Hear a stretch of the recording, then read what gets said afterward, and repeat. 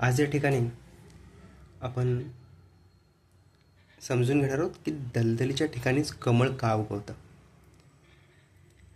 कोणी एकेकाळी एका आश्रमामध्ये एक शिष्य त्याच्या गुरूंना विचारतो की गुरुजी, माझ्या आयुष्यात ना खूप अडचणी आहेत, खूप संकट आहेत, खूप वेदना आहेत, दुःख आहे, व्यथा आहेत आणि मला समजतच नाही आहे की ह्यातून माझ्या आयुष्यात चांगलं कसं काय निर्माण होईल.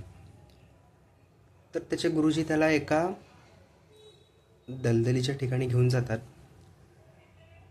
आणि त्या दलदलीच्या ठिकाणी बरोबर मध्यभागी बोट दाखवून म्हणतात की हे बघ, तिथे तुला एक कमळ उमललेलं दिसतं आहे. ते कमळ किती शुभ्र रंगाचं आहे आणि अशा दलदलीच्या ठिकाणी पण ते खूप चांगल्या प्रकारे उमललं आहे.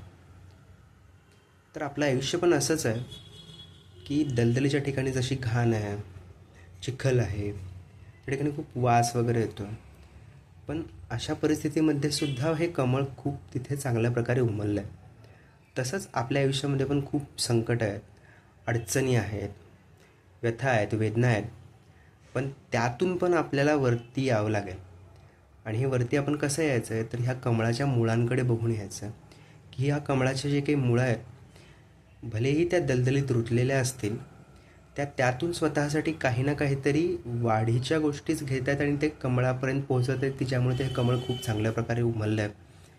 तसंच तुला पण तुझं आयुष्य चांगल्या प्रकारे उमलवण्यासाठी तुझ्या आयुष्यातील ह्या सगळ्या नकारात्मक गोष्टींमधूनच ऊर्जा मिळवावी लागेल आणि चांगलं आयुष्य फुलवावं लागेल. तर आत्तापर्यंत तुम्ही तुमच्या आयुष्यामध्ये कुठल्या संकटांचा सामना करून स्वतःसाठी काहीतरी चांगलं निर्माण केलं हे खाली कमेंटमध्ये लिहून नक्की सांगा.